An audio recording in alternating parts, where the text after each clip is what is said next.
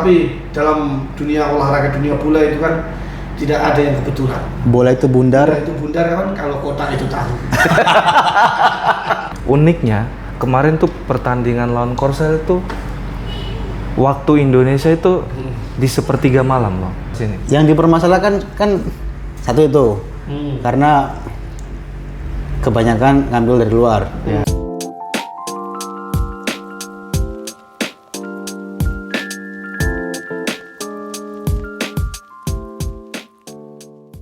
Assalamualaikum warahmatullahi wabarakatuh. Teman-teman, kita ketemu lagi di podcast MBD.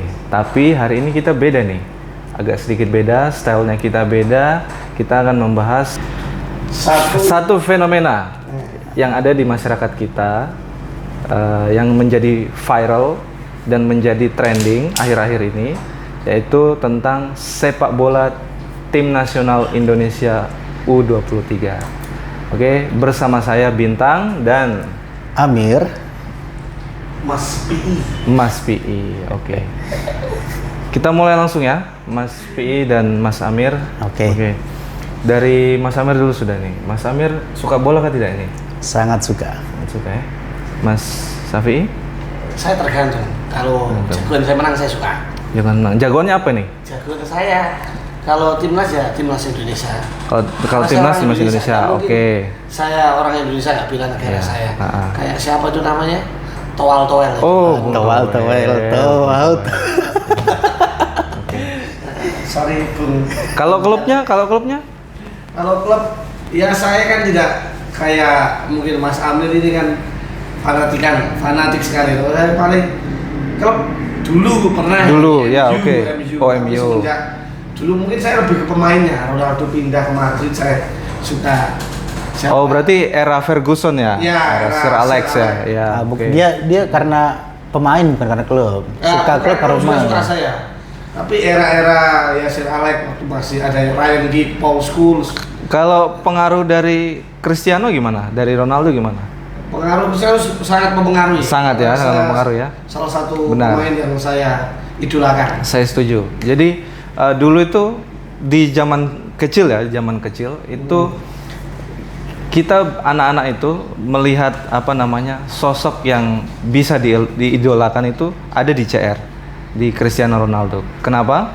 Kalau menurut saya karena satu, pada saat itu dia itu terlihat cool, terlihat ganteng, dan untuk anak-anak kan nggak tahu ya, macam artis-artis gitu, pemain-pemain film kan mereka kurang ya dalam hal itu. Nah, jadi mungkin yang diidolakan tuh pemain bola. Nah, di situ Ronaldo. Terus yang kedua skillnya. Kalau Mas Amir gimana? Dari dulu suka klub apa? Saya sebenarnya suka klub karena tadi Ronaldo. Iya. Awalnya suka MU, Madrid, Juve. Tapi ketika dia di Madrid, saya jadi cinta dengan Real Madrid. Ya, okay. Dari historinya, sejarahnya, prestasinya. Meskipun ketika Ronaldo pindah ke Juventus, saya dukung Ronaldonya, bukan klubnya. Oke. Gitu. Berarti sama. Harusnya kamu suka Messi biar kita agak kontra sedikit. Ini kan sama semua. Tidak, saya tapi nggak bisa menghina Ronaldo. Tidak bisa, iya betul, sama. Saya juga jujur mengakui influence dari Ronaldo itu besar. Jadi kita bisa suka bola itu dari dia. Oke, nih sabar, kita balik lagi nih ke tema ini tentang timnas ini. Sudah nonton timnas dari kapan sih, Mas Safi sama Mas Amir ini? Saya timnas tuh waktu zamannya si Piton. Si Piton ini Budi Sudarsono. Ya, Budi Sudarsono. Sama Ilham Jaya Kusuma. Ya. Oke. Itu waktu era-era AFC juga kalau nggak salah. Dulu Tiger Cup ya, Piala Tiger ya. Piala Tiger. Juara tanpa mahkota juga itu. Itu tahun berapa ya? Tahun berapa itu? Saya lupa juga itu. Kurang tahu kalau masalah tahun. Itu antara tahun 2010 kalau nggak 2009 ya. 2009 ya. Terus SMA. Kalau Mas Amir gimana? Suka timnas itu? Saya nonton sejak timnas, kita kan beda zaman ya. Saya nggak dapat Piala Tiger itu, nggak dapat. Dapat. Tapi saya nggak nonton ketika itu. Oh, nggak nonton. Saya ngikutin waktu itu saya ngikutin. Pada zaman itu saya nggak punya TV mungkin ketika pas Piala Tiger. Saya nonton timnas tuh ketika zamannya ya Boas Salosa, Bambang Pamungkas. Kayaknya Boas zaman itu sudah ada ya, sudah ada Boas itu. Ketika zaman-zamannya Wonderkid ya dulu ya. Boas itu Wonderkid. AFF final yang kalah sama Malaysia. Ketika Alfred Riedel. Yang ada Safi Salih. Ya, Safi Salih itu. Ya. Itu mungkin ini memang puncak-puncak awalnya timnas itu dari era Alfred Riedel itu waktu 2010. Iya. Itu juga penanda awal naturalisasi. Iya. Karena di situ dimulai naturalisasinya itu dari Christian Gonzalez, Irfan Bahdim, terus siapa Kim Kurniawan itu ya. Nah, itu.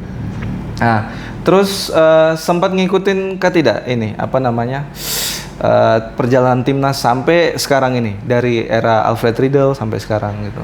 Saya kurang begitu hafal tapi sempat mengikuti. Sempat mengikuti. Iya, dari zamannya Alfred Riedel, terus siapa yang satu itu setelah Alfred Riedel?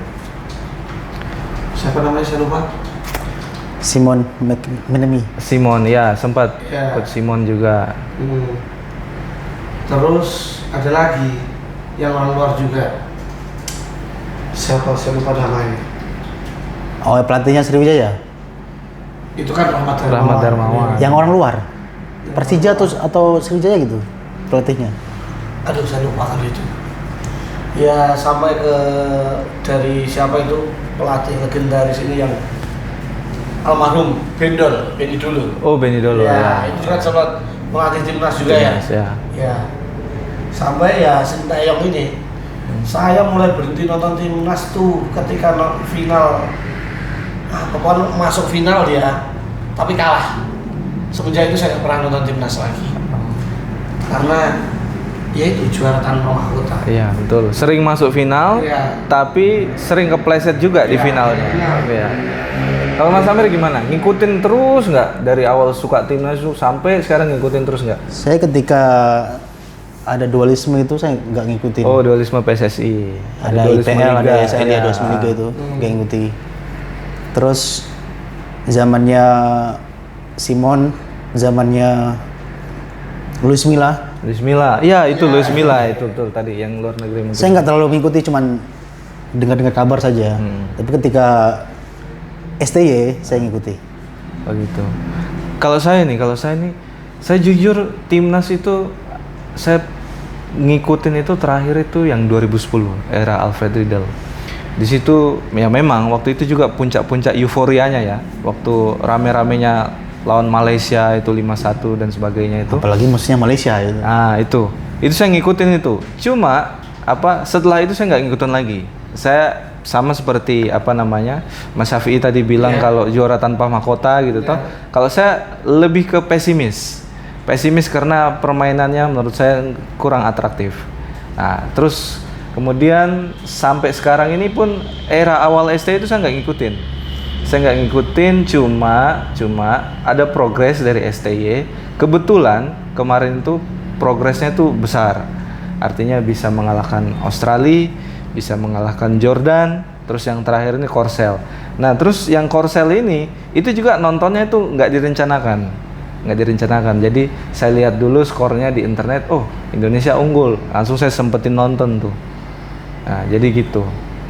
Nah, tapi menurut Mas Syafi'i dan Mas Amir ini bagaimana?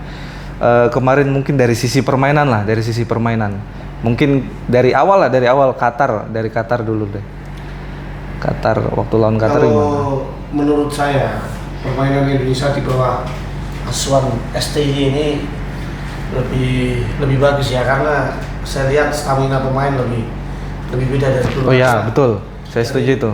Dari tiki taka itu kan butuh stamina penting. Yang penting karena itu gerak terus. Dan dia mampu mengimbangi permainan Korea Selatan ya saya lihat. Sedangkan Korea Selatan kita tahu bersama bahwa dia selama ini kan jadi raja di Asia. Sering. Sabar. Yang Qatar dulu nih. Kalau yang Qatar nih bagaimana? Kalau Qatar menurut saya kemarin itu sedikit kontroversi. Karena ada wasit yang lebih condong ke Qatar karena sebagai tuan rumah. Dari mulai dia menganggap pelanggaran di kotak penalti, padahal itu 50-50 kalau menurut saya waktu melihat bola kan dia siapa ini yang back Indonesia ini kan nggak melihat belakang. Rizky Ridho. Iya, yang di belakangnya juga dia nggak tahu juga, itu kan 50-50, tidak ada unsur kesengajaan, tapi wasit menganggap itu sebuah pelanggaran dan itu sangat merugikan dari timnas kita, timnas Indonesia. Tapi dari segi permainan bagaimana?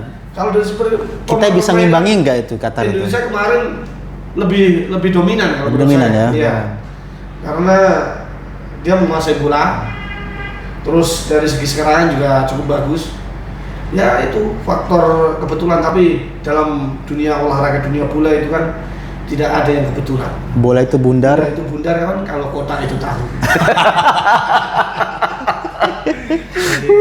Gak dulu ada istilah bola itu bundar dan Ya. apapun bisa terjadi begitu. Ya.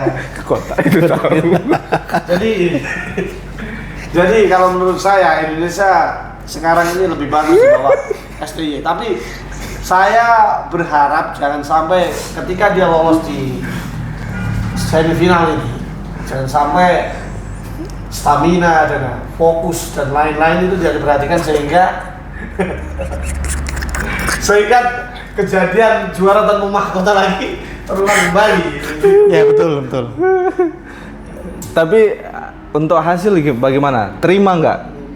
Ya, berkaca dengan itu toh, berkaca dengan apa tadi yang Mas Alfi Ya, bilang itu kontroversi wasit dan sebagainya, keputusan-keputusan yang mungkin tidak tepat lah gitu. Terima nggak hasilnya? Kalau dari hasilnya kita memang ya tidak menerima semua itu, tapi Ya. apa boleh buat?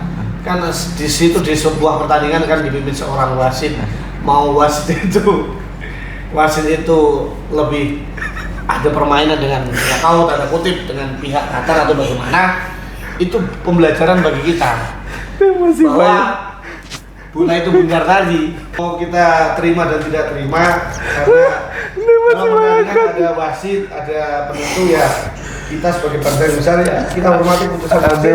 Aduh. Kalaupun itu ada sedikit yang melanggar atau tidak sesuai dengan peraturan, ya kemarin PSSI sudah mengajukan protes. Ya saya rasa itu langkah yang tepat dilakukan oleh ketua PSSI.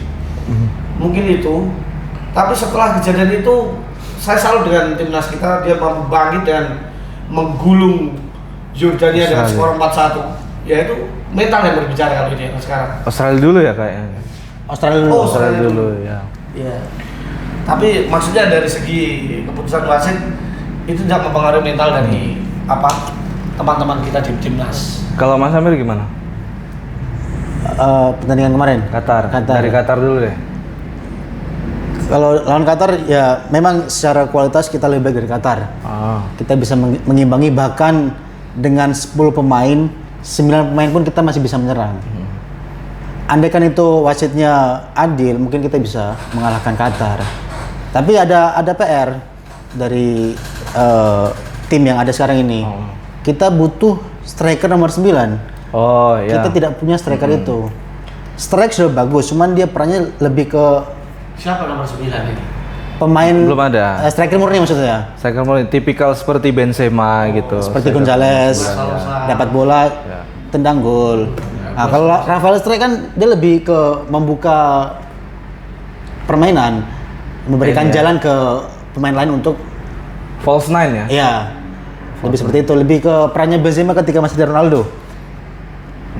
Jadi itu kekurangannya di tim kita sekarang ini adalah ya berarti apa? Kalau dulu di Milan Filippo Inzaghi. ya kalau zaman dulu kan ada Gonzales, kita tidak ada. Saya nggak nonton ya waktu Qatar itu. Jadi sebenarnya itu saya baru nonton itu waktu Korsel. Jadi kita bisa menguasai bola 1-2 ketika di depan, oper ke tengah ke penjaga gawang, hilang. Saya nggak nonton, jujur. Saya timnas itu ya balik lagi tadi. Saya pesimis. Dari setelah eranya Alfred Riedel itu saya sudah pesimis dengan timnas. Artinya yaitu menang juara tanpa mahkota, terus secara permainan juga jauh dari kata bagus kan gitu, jauh dari ideal gitu toh.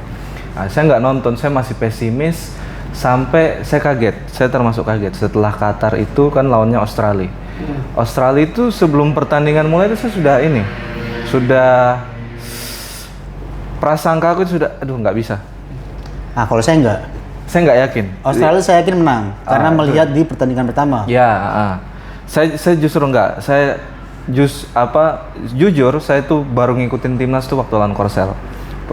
Karena waktu selesai lawan Qatar pun saya lihat, wah lawan selanjutnya Australia. Nggak bisa. Tapi saya termasuk kaget kejutan di situ karena setelah lawan Qatar itu ketemu Australia menang ternyata 1-0. Tapi saya belum ini juga sampai puncaknya Yordania saya lihat highlightnya itu luar biasa mainnya di situ. Kalau untuk Mas Safi sama Mas Amir ini gimana? Maksudnya yakin memang dari awal timnas bisa menang atau pesimis juga atau gimana? Kalau ini dilihat dari pertandingan lawan Qatar kemarin, saya melihatnya itu sudah pesimis karena makanya dalam sepak bola itu pasti ada pemain ke-12. Ya, pemain ke-12 itu bisa supporter, bisa orang dalam, bisa apapun itu namanya. Tanda kutip ya, saya tidak menyebut itu. Pasti pemain 12 itu ada. Ini bukan masalah penonton, bukan masalah supporter. Pasti dukun maksudnya. Bukan dukun, itu juga termasuk kalau yang percaya. Mungkin ada orang dalam dengan mempengaruhi wasit atau apa, itu sudah jadi rahasia umum lah. Tapi seperti apa yang dikatakan Cristiano Ronaldo kan sempat memberikan komentar terhadap pertandingan Indonesia melawan Qatar kemarin, bahwa dia dulu juga pernah merasa jadi korban oleh Qatar waktu antara Portugal melawan Qatar dulu, dia merasa dirugikan. Jadi ya saya rasa kemarin waktu lawan Qatar saya sudah agak pesimis. Tapi di luar pesimis saya tadi, tiba-tiba Indonesia bangkit ketika menghadapi Australia. Terutama Australia. Iya. Karena Australia ini punya nama besar. Nama besar. Dan saya kaget. Saya termasuk orang yang kaget melihat Indonesia bisa menang lawan Australia. Saya juga kaget ketika dia kalah sama Qatar. Saya kira mentalnya down. Tapi waktu dia melawan Australia dia bisa mengalahkan itu. Saya kembali optimis lagi. Apalagi pas itu kayaknya kalau nggak salah dapat penalti itu Australia itu. Iya, dapat penalti kan? Digagalkan sama kiper timnas kita termasuk luar biasa itu. Hernando. Kalau saya begini, ketika sebelum pertandingan dimulai, saya memang pesimis dengan kualitas Indonesia. Tapi ketika melihat pertandingan Qatar, itu saya optimis bahwa Indonesia bisa lolos ke babak knockout. Setelah melihat dan setelah saya flashback ke belakang, kan pemain kita 9 pemain pernah main di senior. Berapa persen tuh pemain kita yang pernah main di senior? Kan pengalaman sudah ada. Ya kan? Apalagi kualitas pemain U23 berbeda dengan senior. Australia senior dan U23 itu berbeda. Jauh. Makanya saya optimis ketika lawan Australia, Jordania, kita bisa mengalahkan mereka. Tapi biasanya orang Indonesia itu ketika awal-awal dipuji, ketika sudah di topnya down, itu kelemahan Indonesia seperti itu. Benar tidak? Ya, biasa begitu. Star syndrome. Terus yang Yordania itu, saya juga ini masih nggak nonton karena pesimis lah. Dalam hati waktu menang lawan Australia itu ya kaget iya. Tapi saya juga masih menyimpan rasa pesimis itu dengan beranggapan bahwa kebetulan kemarin menang lawan Australia itu cuma kebetulan gitu. Jadi pas lawan Yordan itu saya masih pesimis. Kalau Mas Syafi bagaimana? Waktu lawan Yordan itu sudah mulai yakin atau? Saya sudah mulai yakin. Sudah mulai yakin ya? Raksasa besar Australia. Itu saya sudah yakin bahwa Indonesia memang tidak hanya mentalnya saja yang mulai bagus, tapi dari segi permainan sudah kelihatan. Dari tiki taka itu saya melihat bahwa stamina pemain kita lebih bagus dari sebelumnya. Iya, itu penting itu. Stamina itu penting. Saya pernah dengar info katanya Sintayong ini ini nggak tahu dengar dari mana, tapi dari orang-orang lah. Katanya pemain kita itu dilarang makan gorengan. Ya, betul. Jadi enggak, itu penting. Memang stamina itu penting dan mungkin di era ST ini mungkin dirombak soal kedisiplinan itu ya. Kedisiplinan itu. Mungkin perbaiki di sisi kedisiplinannya. Kalau Mas Amir bagaimana? Untuk yang Yordan ini memang sudah yakin atau? Saya sudah Saya gini, mau timnas itu lagi turun atau lagi naik, saya tetap nonton. Tetap nonton. Apalagi eventnya event besar. Event besar. Saya Piala pasti Asia. nonton. Ya, sebagai warga Indonesia. Tapi saya akui ini untuk eranya Sintayong ini memang antusias warga. Semenjak dia orang ini saya dari Sabang sampai Merauke bisa dilihat di sosial media kemarin. Antusias warga, ada yang nonton di pasar, ada nonton di alun-alun, ngobrol bersama. Saya rasa ini berkat doa-doa para pecinta sepak bola tanah Oke, nanti kita ke situ ya. Tapi ini untuk yang lawan Yordan ini. Nah, ketika lawan Yordan itu baru saya muncul rasa optimisme. Karena apa? Begitu lihat highlightnya, ternyata gol-golnya keren-keren semua, bagus-bagus semua. Itu saya lihat itu rata-rata golnya itu melalui set play. Melalui open play. Jadi mereka nggak, misalnya kayak lawan Australia itu kan dari corner kick dulu, set piece dulu toh. Set piece, kemudian bola liar ditendang, kebetulan ada pemain situ disundul. Nah, pas lawan Yordan ini saya lihat mayoritas golnya, kebanyakan golnya itu berawal dari open play. Semua dari skema, ya. Kaki ke kaki, satu sentuhan. Nah, dari situ langsung saya optimis dan mulai nonton pas lawan Korsel. Nah, jadi pas Korsel nonton semua ini. Nonton semua. Saya nonton sampai HP saya jatuh tuh. Ya, HP saya sampai rusak gitu. Ini tadi nyambung sama yang tadi yang Mas Safi bilang doa-doa dari masyarakat. Uniknya kemarin tuh pertandingan lawan Korsel itu waktu Indonesia itu di sepertiga malam loh. Apa saya memang ada faktor? Dulu sebentar ya. Ya, boleh. Silakan. Apa ya guys ya? Oh, tapi sudah dimatikan. Oke, nggak apa. Itu tadi. Tadi Mas Safi bilang itu ada doa-doa dari masyarakat Indonesia. Nah, menariknya juga di situ tadi saya lihat. Telepon lagi guys. Telepon lagi, angkat. Di miss call saja ternyata. Dimatikan lagi. Coba saya lihat miss call, mungkin maksudnya mau memberitahu kalau WA mau suruh baca. Oh, nggak ada ternyata guys. Nggak ada. Oke. Kita lanjut lagi. Nah, itu dia. Jadi unik ini. Ketika pertandingan lawan Korsel itu beda dengan Yordan dan Australia, di mana waktu lawan Korsel itu waktunya pas banget untuk berdoa. Karena sepertinya di sepertiga malam. Untuk waktu Indonesia loh, waktu Indonesia. Waktu subuh, waktu para malaikat pada turun. Gimana? Menurut Mas Syafi'i sama Mas Amir gimana? Mungkin saya pasti percaya itu. Ada peran-peran ini enggak? Di luar di luar kuasa manusia gitu loh. Saya pasti yakin dan percaya bahwa kekuatan doa itu sangat mujarab dan sangat penting sekali. Karena itu makanya sebelum bermain atau melakukan apapun pasti kita dianjurkan untuk berdoa. Siap. Dan timnas didoakan begitu banyak rakyat Indonesia, mulai dari rakyat bawah sampai rakyat paling atas berdoa mendoakan timnas, dan saya yakin doa di antara banyaknya doa itu pasti ada yang nyampe ya. Doa itu menembus langit. Kalau Mas Amir gimana melihat kemarin? Waktunya pas banget nih, pas di sepertiga malam nih, gimana? Mungkin ada peran-peran dari doa-doa masyarakat gitu gimana? Ya tentunya selain usaha dari tim yang bermain di sana, tentunya peran dari kita masyarakat itu juga ikut andil. Salah satunya tadi doa di sepertiga malam. Waktu subuh. Oke, jadi begitu ya untuk. Jadi begini Gus Bintang. Ya, sabar, belum tutup. Maksudnya ini pesan aja untuk adik-adik timnas kita. Jadi mungkin kalian bertanding di sana itu jangan dianggap kalau semua itu adalah usaha kalian, semua itu adalah kerja keras kalian.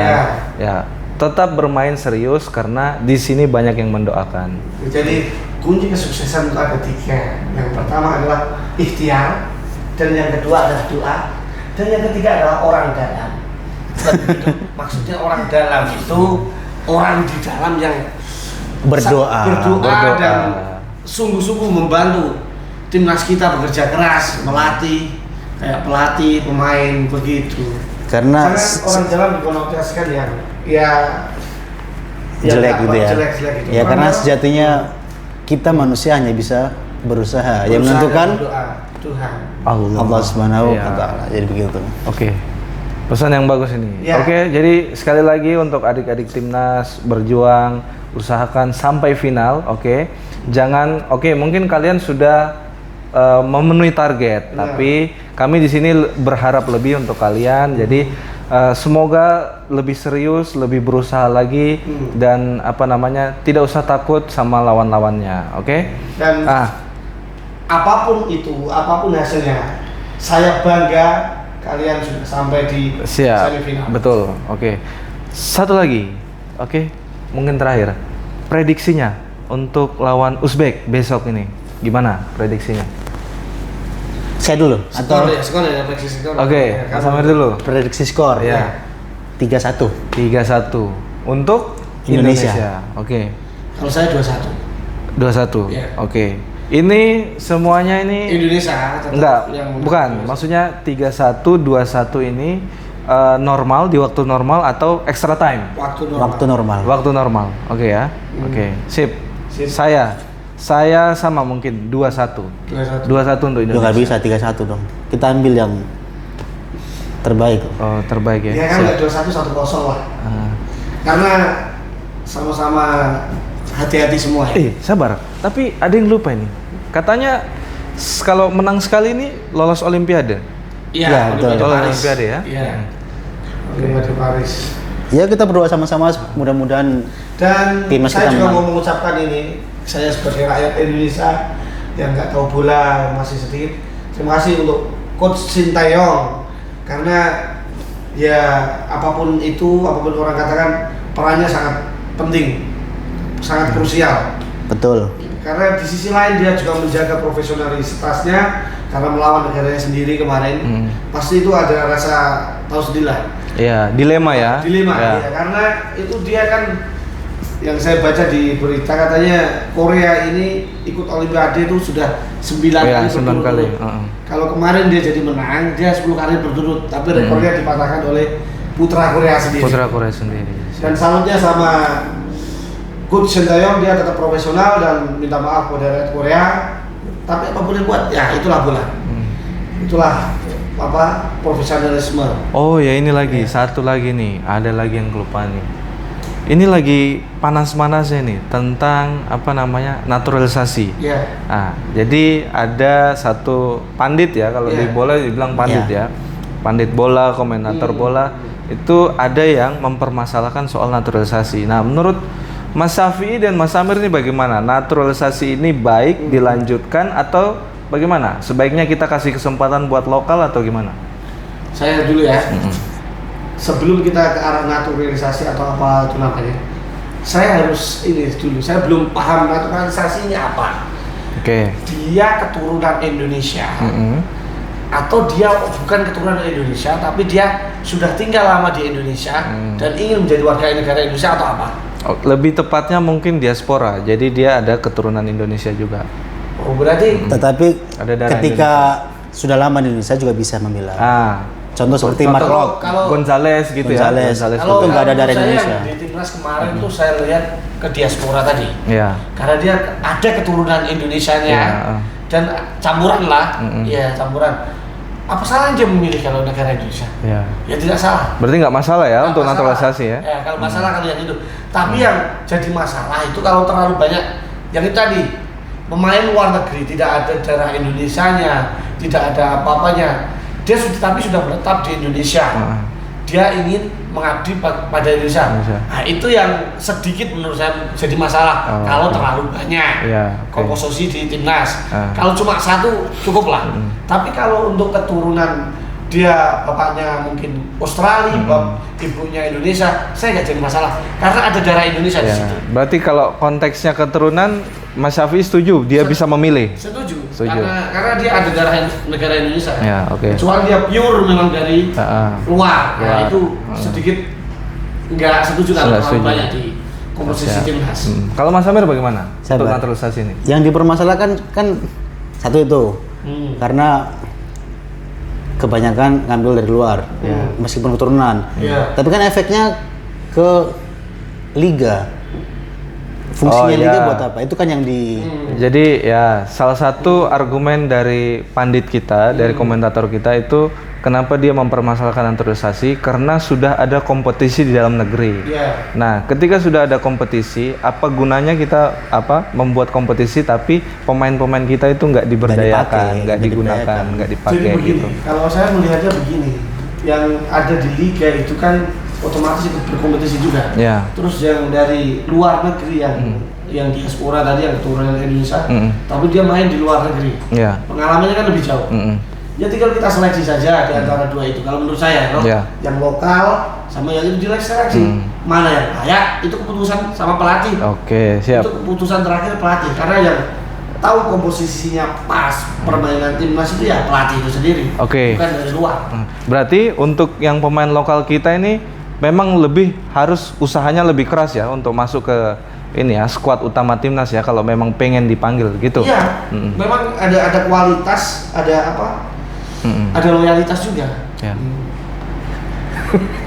betul. Ya. Saya setuju. Ya.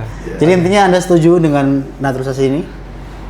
Kalau naturalisasi yang tadi yang saya sebutkan. Iya. Oke, kalau keturunan, saya masih oke karena dia bisa memilih gitu tapi toh. dengan catatan punya skill. Iya, Dan iya. dia diseleksi oleh sama pelatih timnas. Iya, Nggak mungkin nggak asal dia. Wah, anak itu keturunan. Ambil gak ambil kan pasti dia seorang apa namanya pelatih bola itu pasti melihat kualitasnya dulu. Ya, Karena jadi main di luar jam terbangnya tinggi atau bagaimana pasti diperhatikan. Jadi harusnya Jadi, kalau kita menambah motivasi juga buat pemain lokal kita ya. Benar. Maksudnya kalau pengen bersaing, pengen masuk di timnas, ya harus berkompetisi gitu ya. Iya. Kalau Mas Amir gimana untuk naturalisasi ini? Ya, saya sangat setuju karena dengan adanya naturalisasi ini kan ya dampaknya ada, efeknya ada. Timnas kita bermain lebih baik dan juga pemain-pemain yang dari liga lokal juga bisa belajar kepada orang yang Ya. bermain di liga luar. Betul. Berarti kita nyerap ilmunya juga ya. Ya. Sangat positif itu. Tapi saya dengan catatan tadi Iya. apa Bung Yuda yang bukan yang orang Murni asing. murni asing. Ya, Saya nggak terlalu kalau suka keturunan, dengan ya kalau keturunan dia punya hak untuk memilih gitu ya. Karena dia punya darah Indonesia. Ya, oke. Dia boleh membela timnas. Tapi kalau alasannya untuk apa tim lokal liga tadi nggak ini kan kompetisi. Ya. Siapa yang lebih bagus, ya itu yang layak. Tapi- Kalau pemerintah, kalau ada masyarakat yang ngomong seperti itu tidak ingin mendidik apa pemain kita yang lokal tidak memberi kesempatan, ya yang tahu kan yang mempunyai kompeten di sini, kompeten di Ya. bidangnya ya. Saya rasa Coach Sintayong dia kompeten dalam hal ini. Dan orang yang seperti pandit atau apa itu, ya kita lihat selama ini untuk apa dia, apa sumbangsinya untuk Negara kita. Ya. negara kita Indonesia apa, gitu saja. Makanya kadang kita itu harus bicara sesuai kompetensi kita. Makanya ini tadi ini bukan kompetisi saya tapi ya saya ditanya pendapat saya. Iya, enggak apa-apa. Memberikan pendapat. Kita kan jangan dijadikan rujukan. Pecinta sepak bola di Pecinta sini sepak ya. bola. Jadi bebas untuk Bebas. berpendapat. Oke. Jadi kalau kebenaran datangnya dari Allah, kesalahan dari saya. Oke? Kembali ke tahun lagi, Pak. Ya kalau saya juga ini apa untuk naturalisasi ini Iya. jujur saya setuju juga karena apa mengingat kita ini sangat ini ya untuk prestasi ini sangat Iya. kurang sekali ya jadi mungkin ekspektasi dari masyarakat itu tinggi. Nah menurut saya ini salah satu cara yang baik untuk akselerasi supaya kita bisa Iya. lebih cepat untuk meraih prestasi itu jadi tidak perlu dipermasalahkan lah untuk naturalisasi kalau menurut saya. Ada tambahan mungkin pesan atau gimana? Kalau saya ini pesan untuk pemerintah saja. Pemerintah, oke, bagaimana? Jadi, kalau saya boleh berpesan untuk pemerintah ini terkait peran apa tadi sumber daya manusia kita yang dari pemain bola lokal yang tidak diberi kesempatan, mungkin pemerintah harus sering menggalakkan pertandingan apa antar negara biar jam terbang permainan timnas kita ini apa teruji dengan bermain dengan tim-tim dari luar negeri. Iya. Itu teruji. Mungkin dari permainan yang Persahabatan ya? Ya, persahabatan tidak usah liga dulu, persahabatan dulu, panggil kayak dulu pernah sama tim Argentina. Ya. Itu harus di lebih sering Diintenskan ya? Ya, diintenskan. Kalau di pendidikan mungkin ada pertukaran pelajaran. Ya, oke. Kalau di sepak bola nggak tahu. Kalau itu bisa terjadi ya, alhamdulillah itu cukup memberikan dampak positif bagi pemain-pemain lokal kita, pemain muda kita. Jadi sering digalakkan kegiatan-kegiatan internasional, mungkin persahabatan, supaya jam terbang pemain kita ini lebih Tinggi lagi. lebih tinggi lagi, dan klub-klub yang diikuti oleh pemain kita yang lokal kalau dipanggil timnas, saya rasa lebih diberikan izin, jangan dipersusah gitu. Karena ini untuk membela tanah air. Kalau Mas Amir, bagaimana? Ada tambahan? Ya, tambahan dari saya mungkin untuk kepada para pemain timnas, tetap semangat, jangan mudah kepala besar apa istilahnya, jumawa. Ya, jangan mudah jumawa ketika di atas, humble, jangan sombong. Ya, ketika kau jatuh bahaya. Kita bangga dengan kalian, tetap semangat. Karena sepak bola adalah pemersatu. Betul tidak? Setuju nggak? Sepak bola adalah pemersatu bangsa kita. Dengan sepak bola kita bisa bersatu. Dari warna rambut, warna kulit, kita bisa bersatu, padu untuk membela negara kita. Nah, sesuai dengan semboyan dari Nahdlatul Ulama. Apa? Hubbul waton minal iman. Cinta tanah air adalah sebagian dari iman. Nah, sekalian sesuai dengan filosof apa namanya? Apa ini? Semboyan negara kita, Bhinneka Tunggal Ika, bersatu-satu, berbeda-beda, tetapi tetap satu tujuan. Gitu. Oke teman-teman, mungkin kita sudah terlalu lama, sudah terlalu kemana-mana juga. Ya. Jadi jangan lupa besok nonton timnas, kita dukung timnas, kita kasih support, kasih doa untuk timnas. Oke, jangan lupa nonton waktu Indonesia Barat jam 9, waktu Jayapura atau waktu Indonesia Timur jam 11. Oke, assalamualaikum warahmatullahi wabarakatuh. Waalaikumsalam. Fomos. Salam olahraga. Salam. Gol.